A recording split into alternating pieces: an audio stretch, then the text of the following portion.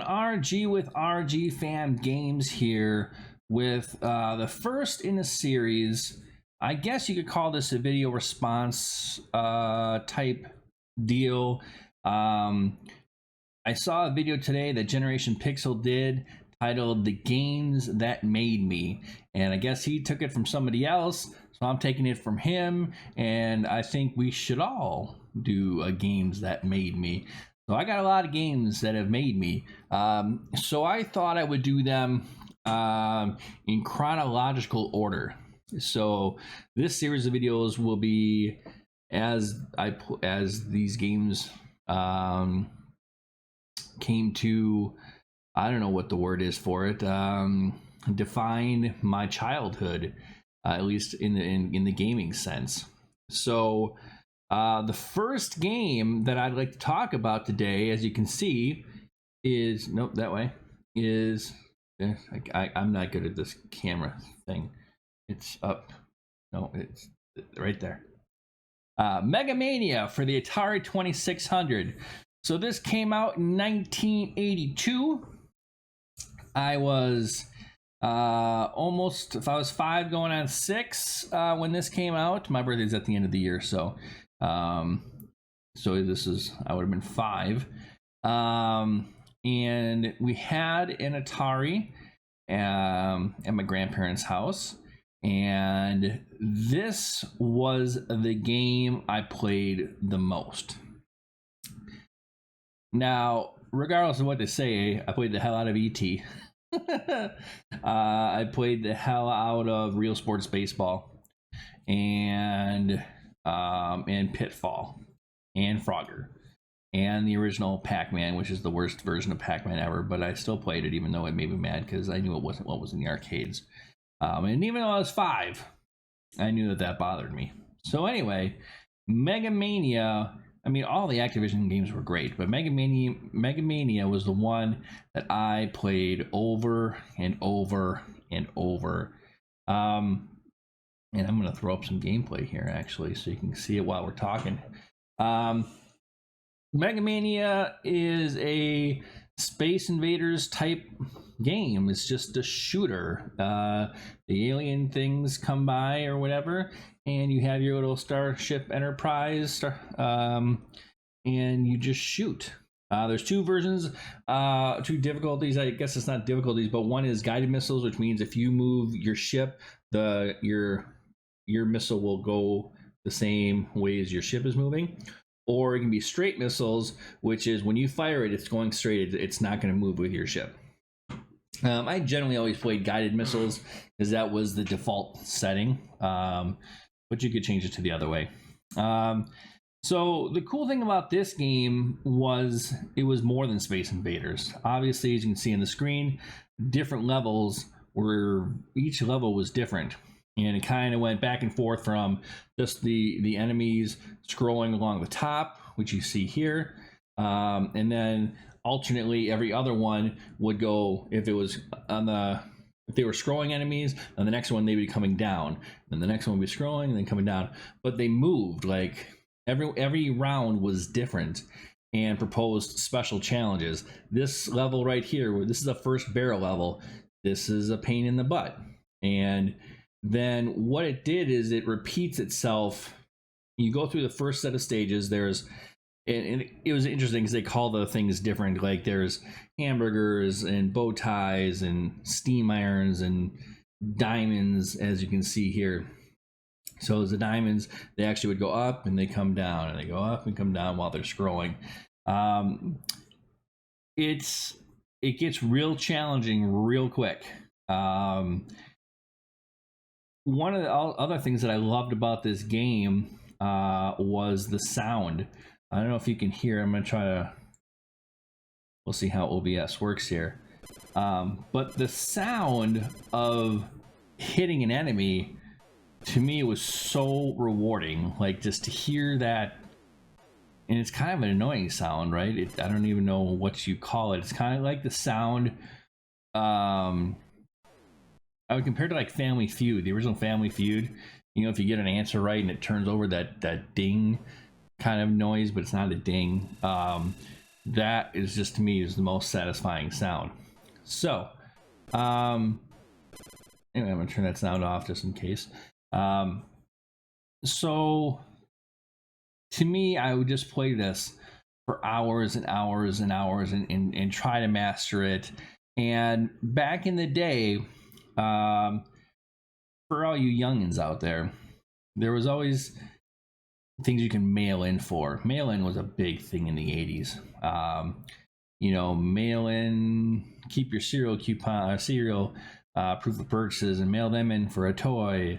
In the case of Megamania, you could take a Polaroid picture, or I guess a regular picture, of your TV screen, and as long as you scored, what is it? Actually, I have written down here. As long as you scored about 45,000 points, and you sent that picture of your screen with that score, you would send it into Activision, and they would send you a patch that you could put on your sweatshirt or jacket or whatever that says you are a Megamaniac. I believe I still have this patch. I believe it's at my mom's house. I think if I tried real hard, I might be able to find it. To me, that was the biggest deal, to get that patch. One, I never really mailed away for anything. We just didn't do that. But this I did, and I was so proud of that patch. Again, 6 years old, right? 5, 6 years old. It was a big deal to me. It's funny because as I'm watching this gameplay, I'm realizing that, so this is me playing it. I recorded some footage right before this. And I think I get to 45,000, at least if not in this game, in the next one. So I still got it. Actually, I didn't beat it. There's a whole, once you go through all the levels, the game will repeat itself and get harder. I recorded me playing about 5 or 6 games, and I could not, I reached the final level, but I could not beat it. As far as beating it, meaning at least get through the whole round of rounds. I'm not explaining that right, but you know what I mean. Technically, the game ends if you score 1,000,000 points. Of course, I never got that far, but as far as clearing each round once, I was not able to do that. I got to the last round once, and I just couldn't do it. It's crazy. There's boulders flying at you from everywhere, and they're coming sideways and stuff, and it's crazy, but it's awesome. And I cannot say enough. Megamania was one of the greatest games in my mind on the Atari 2600. It totally shaped my childhood in the fact that it was one game that I could play over and over and over for hours, and it would just hold my attention. And I was so just enamored by the challenge. And I would certainly get frustrated because there's so many easy ways to die. If you're not paying attention, you're watching your bullets or your lasers or whatever, and you're not watching their bullets, and you're trying to dodge things. And such a good game. And the funny thing is as I grew up, I was not big into shooters. Like, I know a lot of you out there are big into like the vertical shooters or the horizontal shooters. I was never really into those games, and yet Megamania was like one of the first major games of my life. So that's interesting how that didn't kind of transfer into shooters. It's not that I don't like shooters. I just get kind of bored with them, I guess.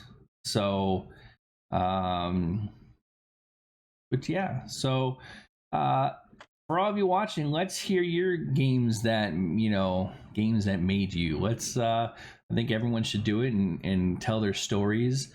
And again, I'm going to do mine chronologically. So this was my first real home game that really influenced my love of games at the age of 5. I won't talk about Porky's. I had Porky's. I don't think my grandparents realized that there was naked ladies in it, even though, they didn't have ratings back then. There was no M for mature. And even though they're Atari 2600, you knew that they were naked ladies because you were looking at them in the shower, because that's what the movie's about. I love that game too. It's a terrible game, terrible game. I played the hell out of that too. But anyway, Megamania, Activision. Activision is to the NES what I would say Konami and Capcom were to the NES. Wait, did I say that right? Megamania is to the Atari what Capcom and Konami were to the NES. So almost every game, any game that Activision came out with for the 2600 was worth playing. Absolutely, hands down. There's not a lot to talk about. There's bow ties, and these are the bow ties that go up and down. They're a bit challenging. It's a lot harder than it looks, ladies and gentlemen. I encourage you to find a way to play this game. And so this is the boulders that are coming down now. This is the first time you see boulders, and they're coming straight, which is fine and easy to navigate.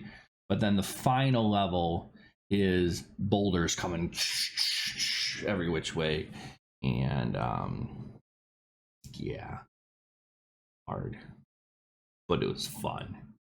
So thanks for watching. Like, comment, subscribe, do all that fun stuff. Really trying to grow this channel. I really appreciate all of the support so far. You guys have been amazing. I've loved the camaraderie and the community, everyone exchanging messages in the comments and the replies. It's been awesome to virtually meet all of you guys in the chat. It's been great, and I'm absolutely loving it. I'm glad I started doing this. Again, if you're into the TV show reactions, movie reactions, music reactions, I have my other channel that's been going for over a year now. That's called RGFam Reacts. I do things with my sons, more over there as well. And that link will be in the description as well if you want to check that out. Subscribe to both. Every little bit helps. Thanks again for watching. I'll see you in the next video. Bye.